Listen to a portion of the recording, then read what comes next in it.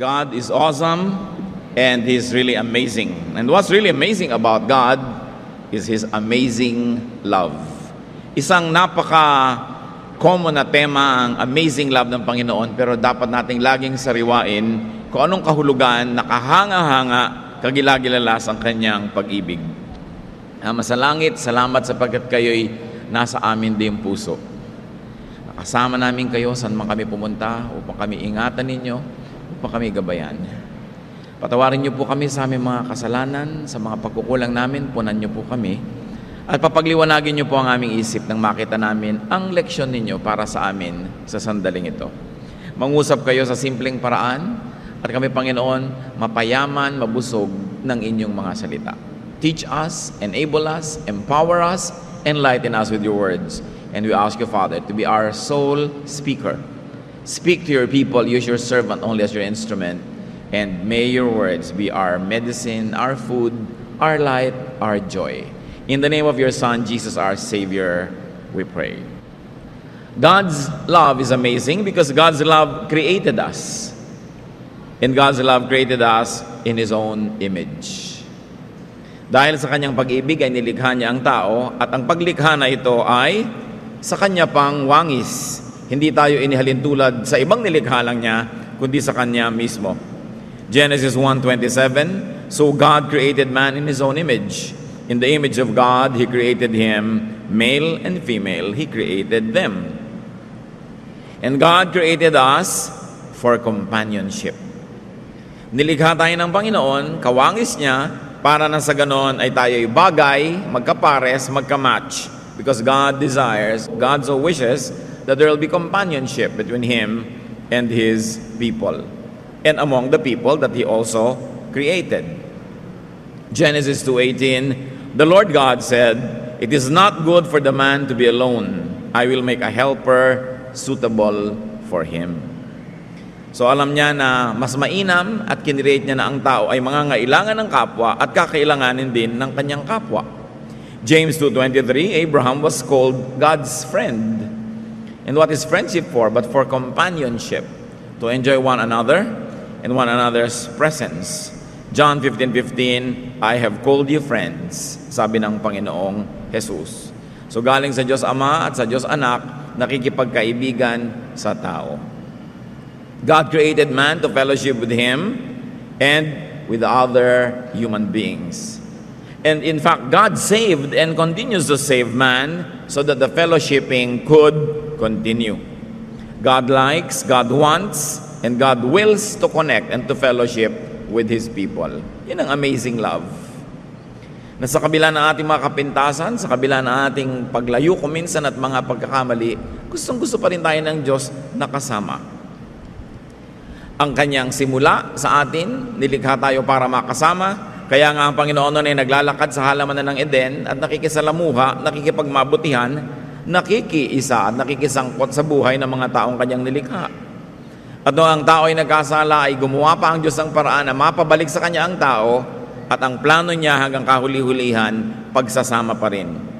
1 Thessalonians 4:17, after that, we who are still alive and are left will be caught up together with them in the clouds to meet the Lord in the air, and so we will be with the Lord forever.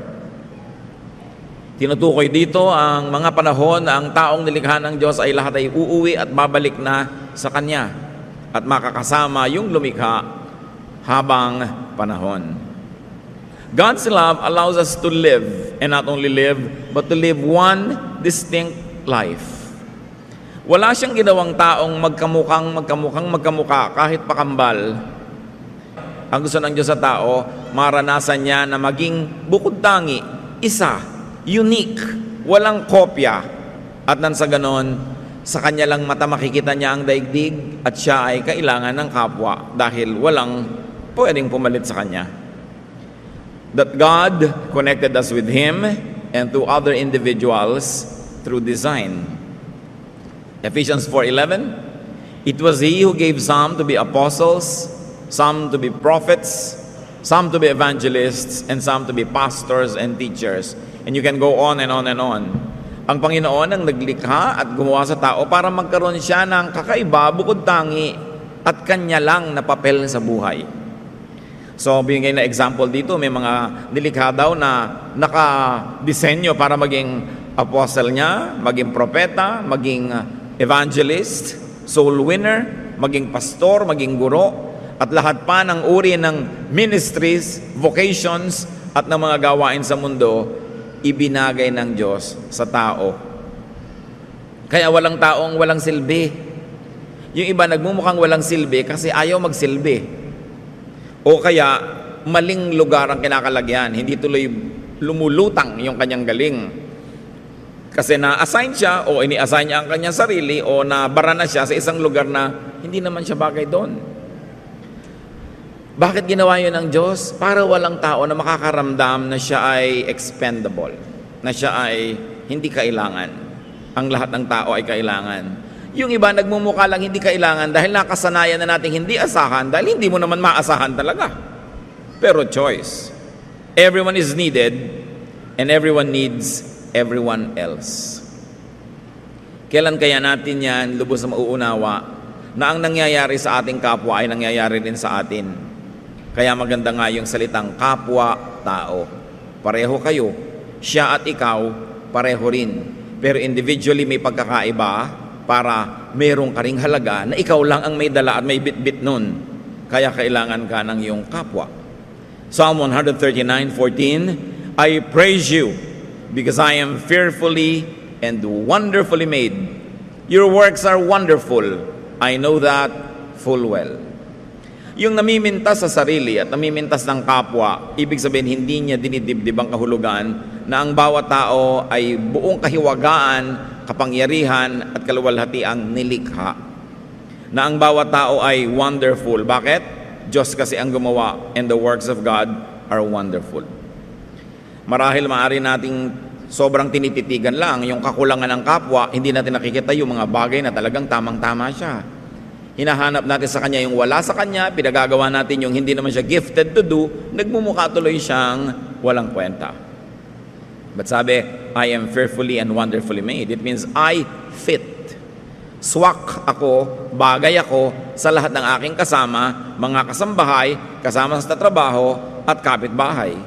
Ngayon kuminsan dahil sa ating maling pananaw sa sarili at sa kapwa, hindi tayo nagiging bagay. Kasi humahanap tayo ng pagkakadiferensyahan, humahanap tayo ng pagkakaiba-iba, samantalang ang pagkakaiba-iba na yun can be very, very charming because it is in our differences that there's variety in life.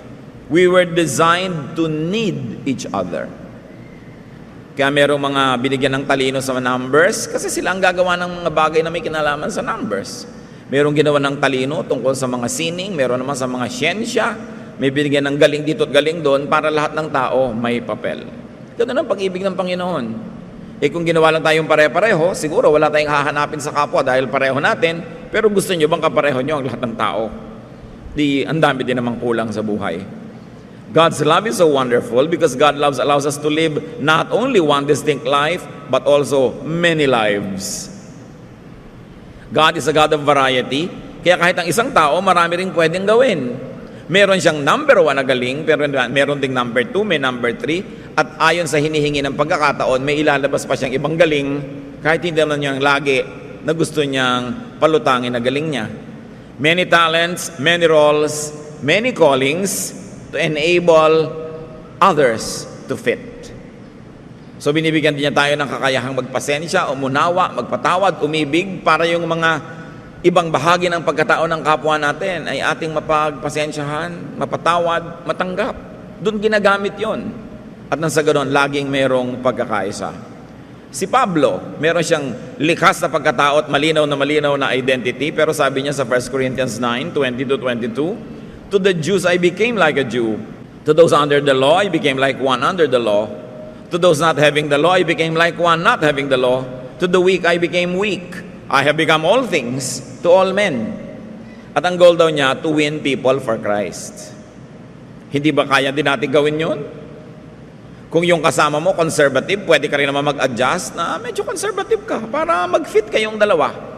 Maakay mo siya, mamahal mo siya, mahalin ka rin niya, madala mo siya sa Panginoon. Sa mga taong masisiglat, mabibilis, pwede ka rin bumilis-bilis para hindi ka maiwan. Sa mga taong medyo mabagal-bagal, pwede ka rin mag-adjust para hindi ka laging naiinis at naiiwan sila. Marami tayong pwedeng gawin.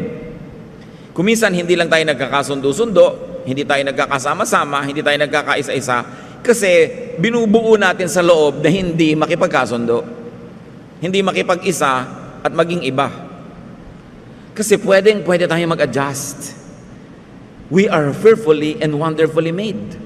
Pati nga human body, may mga tao na nga na nabundol, nahulog sa tulay, nahulog sa ilog, nag-shoot pa doon sa kaila-ilaliman, nabuhay pa.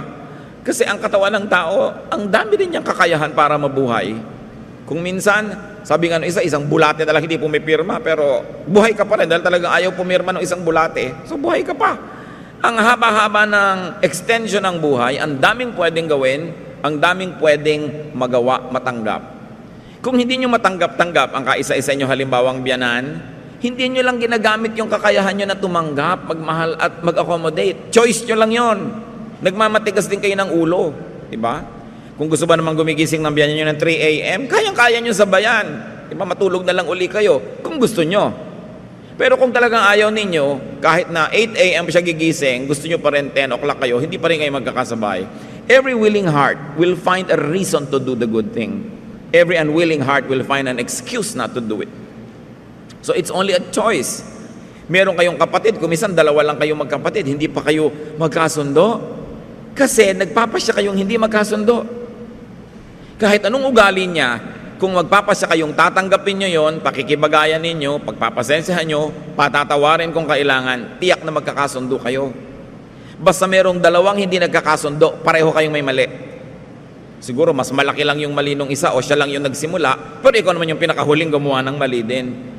Kasi lagi nating sinisisi ang iba, lagi nating ipinipilit yung standard natin sa iba, yung gusto nating salita nila, kilos nila, speed nila, kaya hindi tayo makasundo. Something's wrong with us because we are fearfully and wonderfully made. Kaya nyo yan.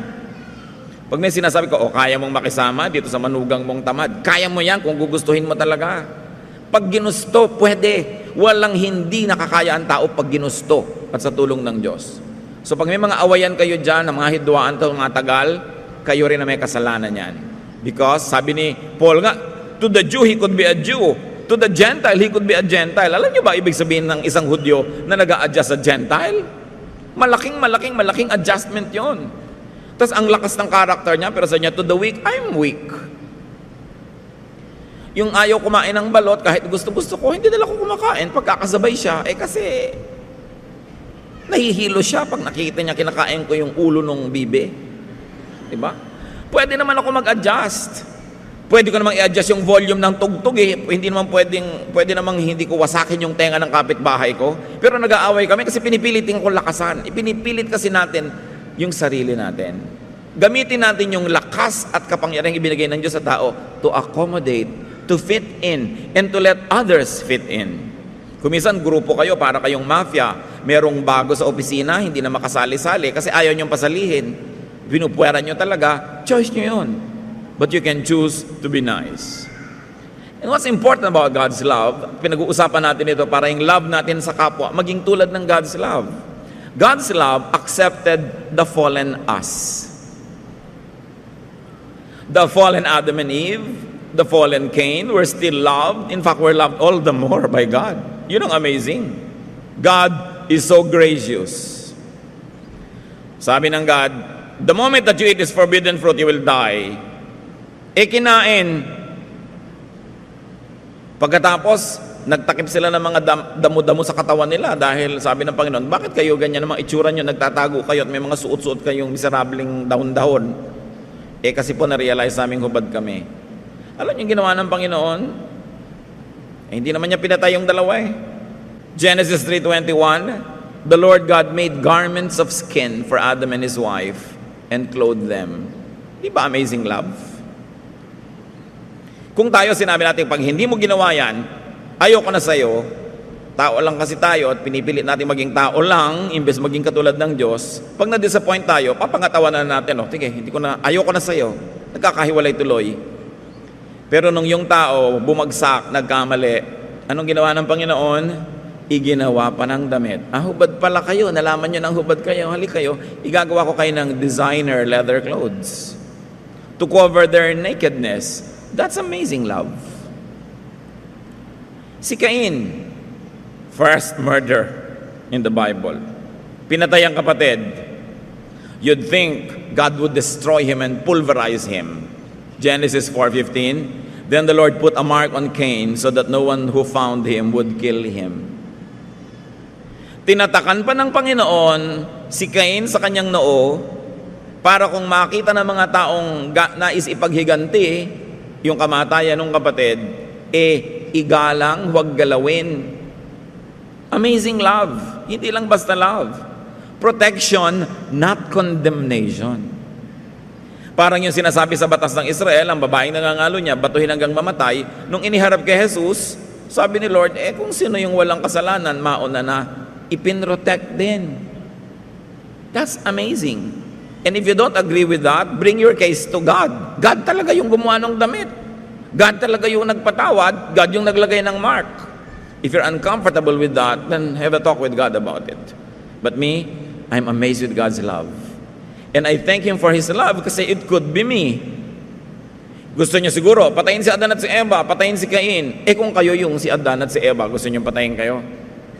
Kung kayo si Cain, na pinagdiliman ng isip, nagkamali, mali na kung mali, pero nung nalaman niyo ng mali kayo, anong gusto niyo? Di ba patawad?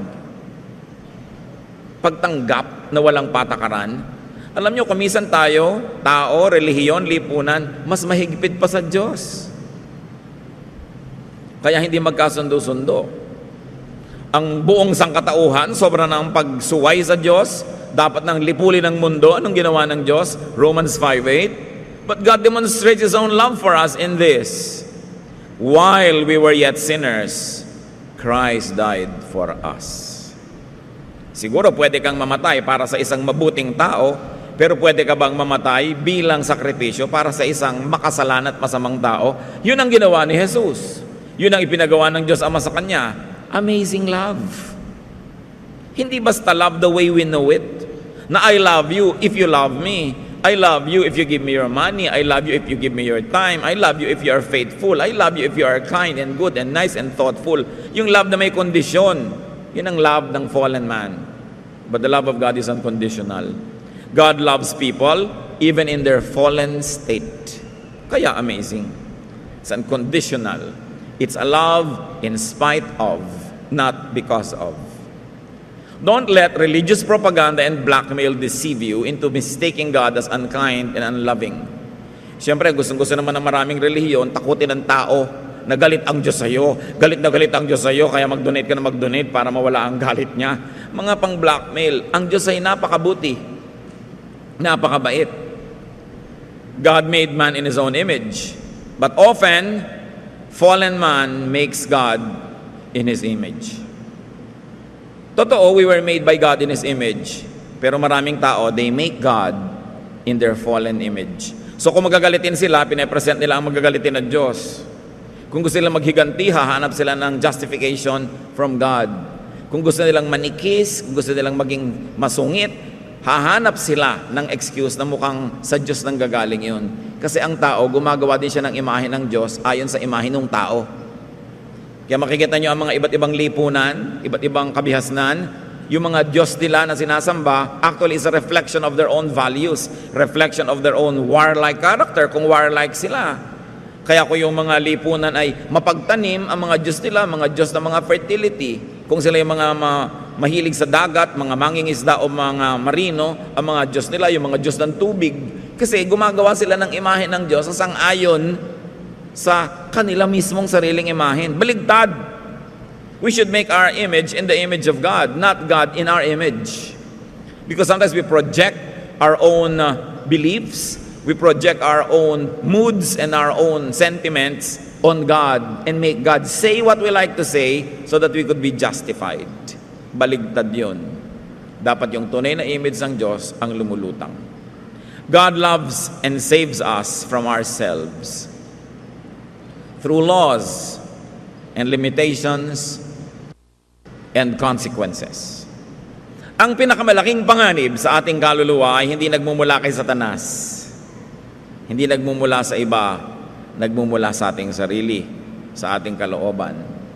Kaya ang ginawa ng Diyos to protect us from our own selves from our self-destructive ways.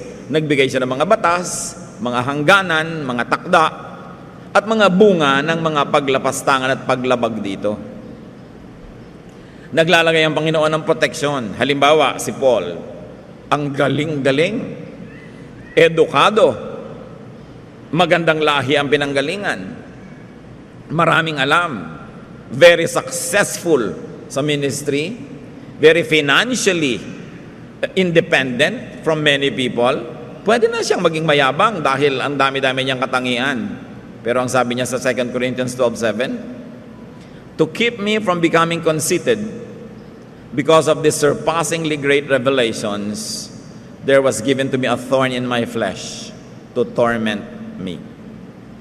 Hindi sinabi kung ano, pero sabi niya, para iiwas ako ng Diyos na maging mayabang, binigyan ako ng isang napakahirap na kalagayan na lagi na lang nagpapahirap ng buhay ko. Sabi niya, ilang beses ko idinalangin sa Diyos sa tanggalin ito, pero di niya tinanggal, so tatanggapin ko na lang. Marunong ang Diyos. Bakit hinayaan ng Diyos halimbawang matadtad ka ng peklat? Baka naman kung ang kinis ng balat mo, ipaghampasan mo yung mga legs mo sa lahat ng sulok ng Metro Manila. No? Bakit halimbawa binigyan kanya ng parang physical limitation? Baka kung sobra kang naging maganda, yumabang ka, umapariwara ka tuloy. Mabuti na yung walang natutukso sa'yo. Di ba? Hindi ka napapariwara. Kesa sa pinaghahangaran ka ng lahat ng lasik na dumadaan, napapahamak ka. Meron tayong mga limitasyon na inirereklamo natin sa Diyos. Bakit ako ganito? Bakit ako ganon? Hindi niyo yata ako mahal. Bakit niyo ako ginawang ganito? Mahal ka nga, kaya nilagyan ka limitasyon. At nilinaw sa atin niya ni Paul, para hindi ako yumabang, binigyan ako ng kapintasan o kahinaan.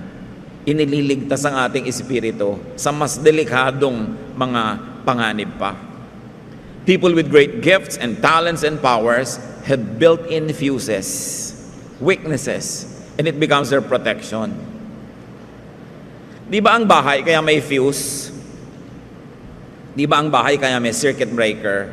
Mga building, pag merong maling lakas ng kuryenteng pumasok at baka masunog ang bahay mo, magtitrip yung fuse. Hindi niya papadaanin yung kuryente. Yung iba naman, para padaanin yung kuryente, lalagyan ng direktang kawad. Kaya nga nagtitrip yun para huwag pumasok yung kuryente dahil delikado. Ganon din tayo mga tao. May mga fuse. Meron lang na hanggang doon lang ang kaya mo. Kaya talagang pag sinaabuso mo na yung sarili mo, sobra ka nang aantukin, baka mapasandal ka lang, tulog ka na. Kasi magtitrip ka na Low bat ka na, kailangan ka na mag-recharge. Nilikhahan ng Diyos may ganun mga limitasyon. Kaya huwag tayo lagi nagagalit na may mga limitasyon tayo, nagdaramdam, at ayaw nating tanggapin yon. Sabi ni Paul, sa ikabubuti ko rin yon, dahil mahal ako ng Diyos.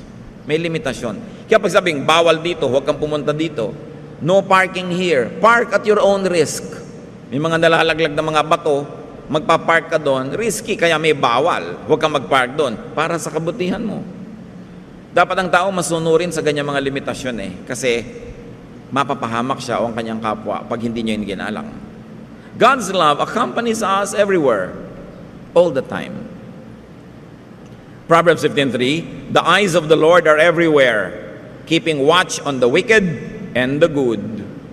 Yung keeping watch, hindi ito para mahalin niya yung good at paluin niya yung bad. Walang sinabing ganon. Interpretasyon na lang yan ng mga tao. Kapwa niya binabantayan ang mabuti at masama. Pareho. The Lord sends rain both on the just and the unjust. The sun shines on both the good and the bad. People always want to punish the fallen and the imperfect, but God's amazing love does not do that. Minamahal niya kahit yung fallen. Tayo, pagka medyo nagkasala, nagkasala naman siya Meron pa akong kausap, yung pumpinsan ko, namatay na, lung cancer. Kasi naman, sigarilyo siya ng sigarilyo. May kasama na agad na blame, Kasi tayo, pagka merong pinayuhan at hindi nakinig, we feel we are entitled not to help anymore kasi hindi tayo sinunod. Hindi siya sumunod di bahala siya. Actually, excuse lang natin yon kasi talaga ayaw nating tumulong. Kasi sinusunod ka at hindi, matigas ang ulo niya at hindi, kung gusto mong tumulong, tulad ng Diyos, tutulong ka pa rin. Kaya isa sa mga nagpapamanhid ng kalooban ng tao, yung pagiging sobrang relihiyoso. Yung mga relihiyoso, pagka ang dinadapuan ng mga sakit, ng mga dilubyo, hirap sa buhay, ay yung sa tingin niya makasalanan, sasabihin niya, sinful naman siya Yung parang natutuwa ka pa. At marami talagang relihiyoso, tuwang-tuwang, alam mo, yung mga umaapi sa atin, sa impyerno yan pupunta. Ganyan, tuwang-tuwang, sa impyerno talaga yan, tayo sa langit. Kung talaga makadiyos ka, ipagluluksa mo ang bawat pupunta sa impyerno, kahit masama siya o hindi. But religiosity can numb us, can give us a false sense of righteousness, that we feel that anybody who falls short of our measurement of righteousness deserves hell. And therefore, we gleefully usher them into hell. Yan ang isa sa mga hindi magagandang epekto ng sobrang relihiyon sa tao. Nawawalan siya ng sensitivity sa kapwa, lalo't hindi niya kasekta. Pagka nasunog yung isang buong bayan, alam nyo, nasunog yung buong bayan, pero huminto sa tapat ng bahay ni sister. Tawa mo, hallelujah, hallelujah. Pero yung iba, nasunog kasi iba relihiyon eh. Ganun kaya ang Diyos? Pwede mo bang kulungin ng Diyos sa relihiyon? Yung Diyos universal, your religion, it's a frame, a prism, a glass through which you look at God. Pero hindi mo pwedeng ikulong ang Diyos doon sa pananaw mo na yon. God is beyond and above religion. But religion limits God to the congregation. Parang sila lang ang may Diyos. Hindi tayo mahihiwalay sa Diyos kahit anong mangyari. Sabi sa Romans 8:38 and so on, I am convinced that neither death nor life, neither angels nor demons, neither the present nor the future, nor any powers, neither height nor depth, nor anything else in all creation will be able to separate us from the love of God that is in Christ Jesus our Lord. Walang anumang kapangyarihan, liwanag o dilim, taas o baba, lapad o kitid, walang kapangyarihan pwede maghiwalay sa atin sa Diyos sa pamamagitan ni Jesus. All religious people love to make this amazing love exclusive to them. Di ba? Wala. Kahit na sabi mo, malayo ako sa Diyos. Akala mo lang yun. Malapit siya sa'yo. Kahit pinipili mong lumayo, wala ka naman pwedeng puntahan na wala doon ang Diyos. Again, another religious blinder, gusto nila, sa kanila lang nandun ang Diyos. Pero God loves all the people that He created. Matthew 28:20, and surely I am with you always to the very end of the age. Pagka kayo'y nadadaya, na kayo'y nag-iisa, alalahanin niyo yung Romans 8. Pagka kayo nagkakamali, nadarapa ang pakiramdam nyo, galit sa inyo ang Diyos. Siyempre, hindi natutuwa ang Diyos kung nagkakamali tayo. Pero mahal ka pa rin ang Diyos. Parang magulang, kahit hindi natutuwa, mahal mo pa rin yung anak mo. Hindi ka natutuwa, napapahamak siya, hindi ka natutuwa, may ginagawa siyang hindi maganda, pero mahal mo pa rin. Kaya parang mali, pagka yung magulang, conditional na yung love. Hindi na kita mahal kasi 7 taon ka na sa high school, yung mga ganon. Kahit 15 taon, hindi mo ikinakatuwa, pero mahal mo pa rin, anak mo yan eh. Sa'yo naka-assign yan, kaya sa'yo ibinigay ng Diyos para ikaw magmahal. Sino gusto mong magmahal sa Kanya? Ang principal. Assignment mo yun eh, kaya sa'yo binigay. So dibdibin mo yun. Yung pamilya dapat walang patakarang pagmamahal. Hindi pang kukonsente, pero alam mo dapat, kahit anong mangyari, may pamilya ako eh, may magmamahal sa akin. Kung minsan sa ating mga pagiging isip bata, nasa samantala natin yon, yung ganong katotohanan, na-exploit natin. We don't do our best. Pero pag nang mature tayo, marirealize din natin, napakasarap na may ganun kang pwedeng uwian, na laging alam mo, tatanggap sa'yo. Hindi ka lang tatanggapin kung good looking ka, kung healthy ka, kung okay ka, kundi kahit ano. At kahit pa nga ang mga human parents na pinakamalapit na ang love sa godly love, nagkukulang pa rin kuminsan, ang Diyos hindi. Tatandaan mo, kahit gaano ka kabigo, kahit gaano pa kasama ang nagawa mo, kahit gaano pa karumi ang nahulugan mong kanal, mahal ka pa rin ang Diyos. Nothing can separate you from the love of God. And that same love is the love that we should give to one another. Hindi tayo judges ng isa't isa. We are extensions of God's love. Kung minsan akala natin hindi kaya ng Diyos na magturo sa nagkakamali, so pinipilit natin na tayo yung magturo, tayo yung magtuwid, tayo yung magtama. Alalahanin niyo si Jesus. Sabi niya, kung sino sa inyo ang walang kasalanan, bumato na. So may liko, gusto mo ikaw magtuwid, sasabihin ni Lord, sige, kung talagang tuwid na tuwid ka, wala kang kalikuan, sige, ituwid mo.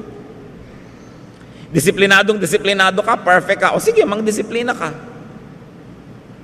Pero kung hindi ka ganon, magmahal ka na lang.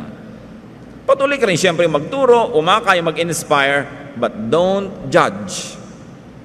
Even Jesus is not yet in the business of judgment. He's still saving people. Nauunahan pa natin kumisan yan. God's love guarantees our oneness with Him.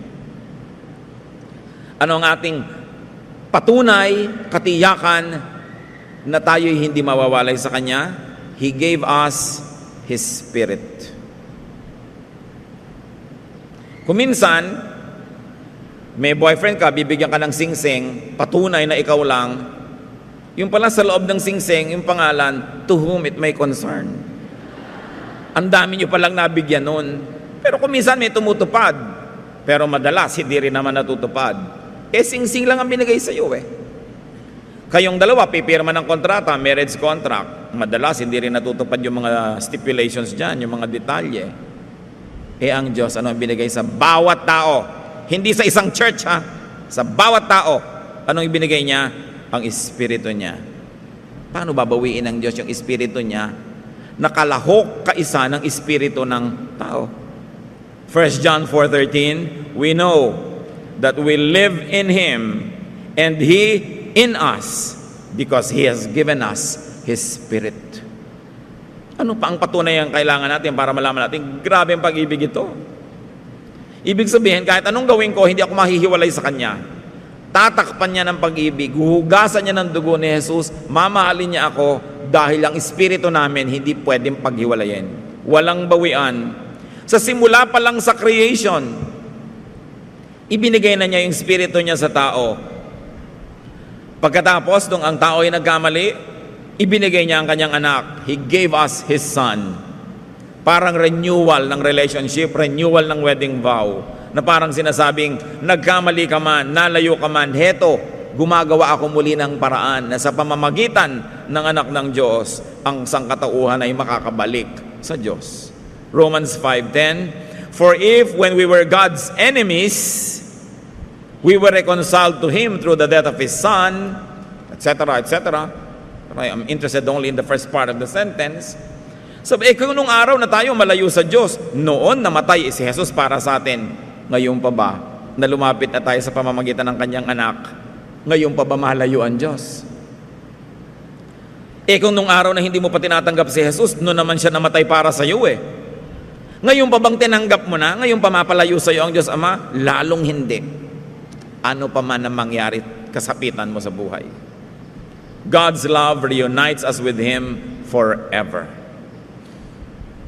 Bagamat tayo na Espiritu niya ay inilagay niya pansamantala sa lupang katawan para maranasan natin ang buhay dito, maranasan nating mamuhay kasama ang kapwa, at ang Diyos din sa pamamagitan ng katawan ng tao, at nandun ang Espiritu ng Diyos sa katawan na yon, ang Diyos man ay maraming nagagawa through and in creation.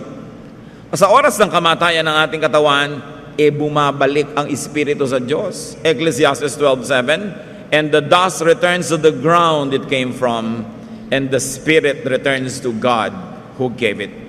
Amazing death. Because death now brings you back to your original spiritual life with God.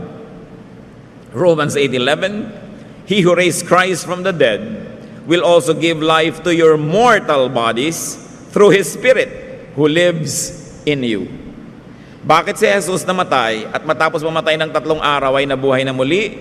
Isang halimbawa ng gagawin ng Diyos sa bawat anak niya. Na mamatay man ang iyong katawan, mare-reconstitute that you will wear a glorified body and that we will be with the Lord forever. God is with His people in life and in death. Why? Because His Spirit is our spirit. 2 Corinthians 5:8, we are confident, I say, and would prefer to be away from the body and at home with the Lord. Iwan ko man yung katawan ko na yan, ang uuwian ko naman ay ang Diyos sa langit, di bali nang iwan ko yung katawan na yan. Bagamat ang mga katuruan ng Christianity ay nagsasabing ang katawan na yan ay muling bubuhayin in a glorified way. At sabi sa Psalm 23 verse 6, surely I will dwell in the house of the Lord forever. Sa Revelations 21, 2-3, na ipinapakita dito yung mga sinasabi ng sumulat na magaganap sa mga huling araw. I saw the holy city coming out of heaven from God, prepared as a bride beautifully dressed for her husband. And I heard a loud voice from the throne saying, now the dwelling of God is with men, and he will live with them. They will be his people, and God himself will be with them and be their God. Sabi niya, sa darating na panahon na yon, ang kaharian ng Diyos ay bababa na para bagang isang babaeng ikakasal, bihis na bihis, gayak na gayak, walang lukot ang damit, walang dumi, parang isang babaeng ikakasal. Madalas gamitin ng Diyos ang relasyon niya sa church, ang relasyon niya sa kanyang mga anak, ang relasyon niya sa sangkatauhan, na parang relasyon ng isang babae at isang lalaking ikinakasal. Ibig sabihin, sila'y para sa isa't isa, sila'y bagay sa isa't isa, at habang panahon, sila ang magiging magkapareha. Yun ang ginagamit niyang metaphor. Pag-iibigan na hindi impersonal, very personal, very emotional, very, very real. Yung pagsasama ng isang mag-asawa. Bride and groom, couple forever.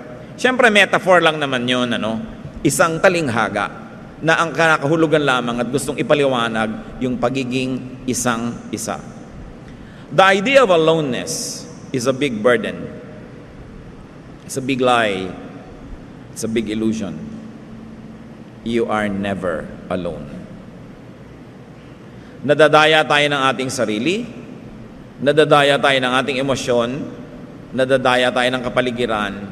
Pag nagsesentimiento tayo at iniisip nating tayo'y nag-iisa, walang karamay, walang kakampi, walang nakakaunawa, walang nakakaalam ng kalagayan natin, it is not true because God's love never leaves us alone.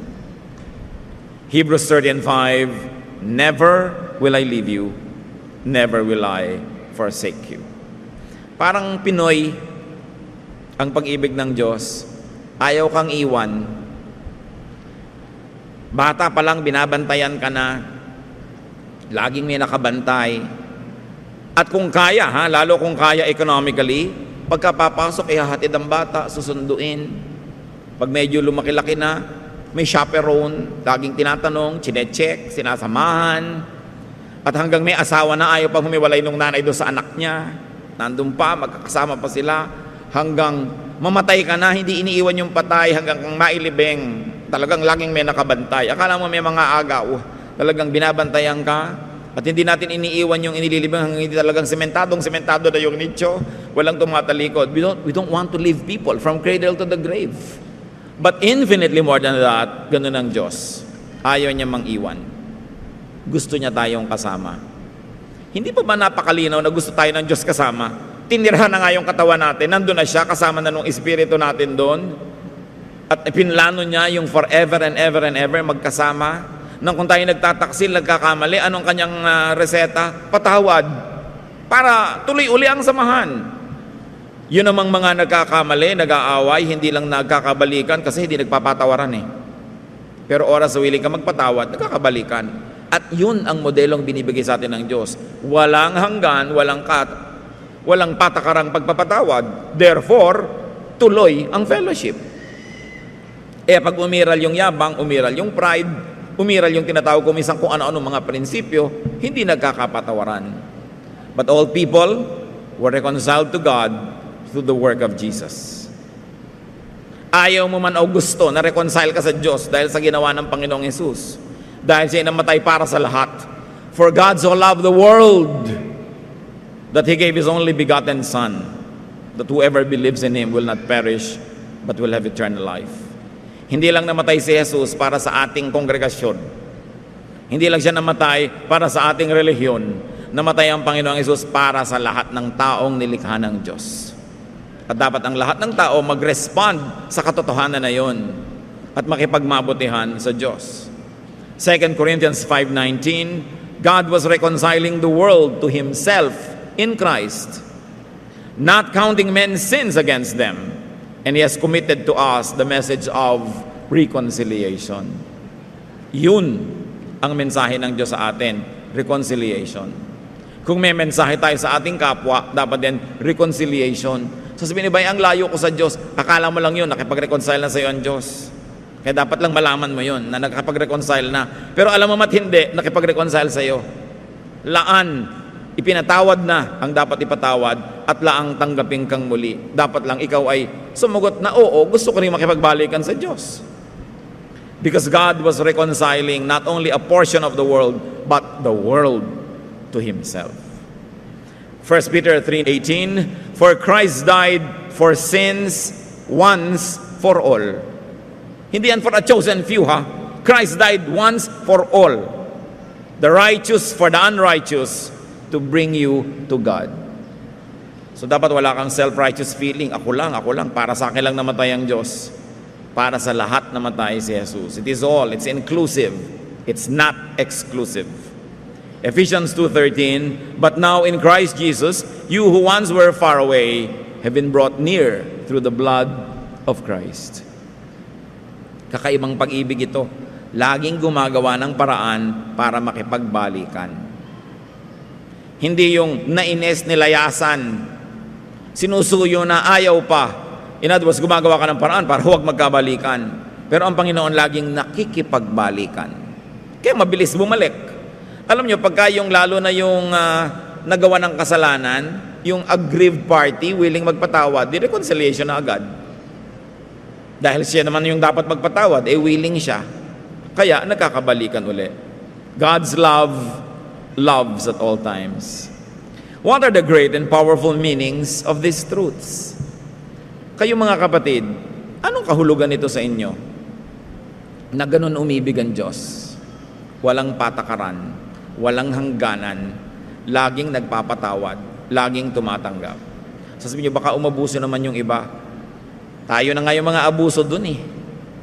At salamat gano'n ng Diyos dahil tayo mga abusero ang nakikinabang. Ba't naman ayaw mong makinabang yung ibang umaabuso rin? Sa lagay, ikaw na lang, sa abuso mo ang makinabang sa kabaitan ng Diyos, tapos yung iba wag mo ang pakinabang. The same door that you want to be open for you must be kept open for others. Don't burn the bridge over which you too needs to pass. Kailangan natin lahat yung ganung uri ng pag-ibig ng Diyos. God loves you. But remember this, God loves everyone else. Even those you don't love. Even the people you hate, God loves them. So alam natin kung anong dapat natin gawin bilang pagsunod sa halimbawa ng Diyos at kahit na lang bilang pagtanaw man lang ng utang na loob sa Kanyang walang patakarang pag-ibig. Haba-habaan pa natin ang pasensya sa kapwa. Luwag-luwagan pa natin yung loob natin para maraming tayong mapatawad. Dami-damihan pa natin ang pagmamahal. Bawas-bawasan natin yung pagiging saganang akin, sa paningin ko. Ito yung standard ko na wala nang makapasa-pasa. Kailangan tayong matuto, maisaloob natin kung anong ibig sabihin ng pag-ibig ng Diyos. Kahit masaulo mo lahat ng verses, kahit magaling kang kumanta o tumugtog o magturo o mangaral, kung hindi ka umiibig ng ganito, ibig sabihin walang talab sa iyo ang alam mo. Kailangan tablan ka nito. At ang talab ng salita ng Diyos, yung tayo nagiging mas maibigin. Hindi nagiging mas marunong. Maghalaga namang maging marunong. Hindi naman tayo tinuturuan ng Diyos para tayo maging marunong eh. Tinuturuan niya tayo para tayo maging maibigin dahil minamahal niya tayo. Love yourself. God doesn't stop you from loving yourself. Sabi ni Jesus, love your neighbor as yourself. Hindi niya inaalis sa mahalin natin ang sarili natin. Kaya lang, kung paano mo minamahal ang sarili mo, gawin mo rin mahalin ang kapwa mo. Kung paano minamahal ang anak mo, bigyan mo rin ng ganung uri ng pagmamahal yung anak ng iba. Hindi yung pagka ang anak mo ang gumagawa ng mali, cute. Pagka iba, masama. Dapat ine-extend natin yung pag-ibig natin. Brothers and sisters, listen well. Except for marital love, love must not be exclusive. It must be inclusive. Mahal mo ang sambahayan mo, mahal mo rin dapat yung sambahayan sa kabila. Mahal mo yung anak mo, mahal mo rin dapat yung labanderang naglalaban ng damit ng anak mo.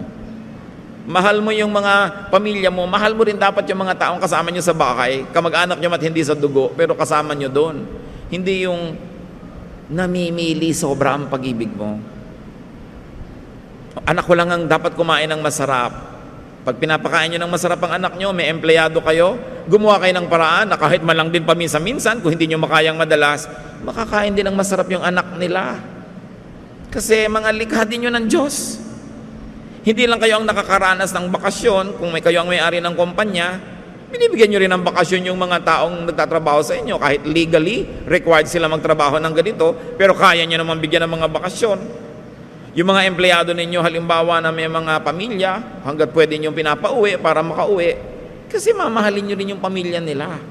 Hanggang hindi tayo nagmamahal ng ganon, ang mahal mo lang yung kamag-anak mo, yung sambahayan mo, anong pinagkaiba mo sa hindi naniniwala sa Diyos? Mapagmahal din sila. Sabi ng Panginoong Yesus, kung ang binabati mo lang, yung bumabati lang din sa'yo, hindi ba kahit yung mga Gentiles ganyan? Kung mabait ka lang, doon sa mabait din sa'yo, kahit mga kriminal mabait din sa sarili nilang nanay. Anong pinagkaiba mo? Sabi ni Jesus, dapat nalalampasan mo yon, nahihigitan mo yon. Namamahal mo, hindi ka mahal-mahal. Ngayon, yung pag-ibig na tinutukoy natin dito, hindi emotional love. Alangan mang ma-emotional love mo ang lahat ng tao. Mahirap namang matupad yun. Pero yun lang, committed ka sa ikabubuti nila, gumagawa ka ng paraan para sila ay mapainam ang buhay. That's love. It doesn't have to be emotional. It can be a mental and an intellectual commitment to the betterment of someone else's life. Love yun. So, hindi dapat exclusive masyado yung kindness and goodness. Bawat tao, nandun ang Espiritu ng Diyos. Ano man ang pagmamahal na ibigay mo dyan, Diyos ang nakakadama. Pero ano mang pagkukulang o kaya kasamaan ang gawin mo doon, Diyos din ang nagdaramdam kasi nandun din sa tao na yon yung Espiritu ng Diyos.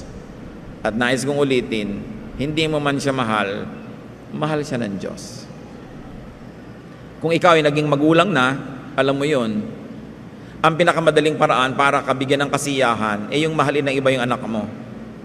Di bali na hindi ka maregaluhan sa birthday mo, pero yung anak mo, kinutuwa mong naaalala nila. Daig pang sa'yo ibinigay ang regalo kung ang anak mong regaluhan. So, ganon din ang Panginoon natin, ang Ama sa Langit.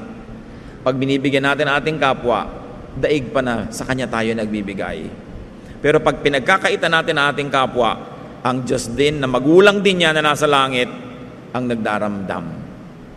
So, pahabain natin, palawakin, paramihan ang pinupuntahan ang ibig sabihin ng pag-ibig ng Diyos. But never forget and never neglect to love yourself because Jesus says, love your neighbor as yourself. Hindi masamang mahalin ang sarili. Masama lang kung tanging sarili mo na lang ang minamahal mo at wala ng iba. Ama namin, salamat sapagkat kayo mapagmahal. Kahit paulit-ulitin namin ang pagbubulay-bulay, pag-aaral ng iyong pag-ibig, hindi namin kayang unawain lahat ng sabay-sabay. Pero sa ngayon, dalangin namin, dagdagan nyo ang pangunawa namin.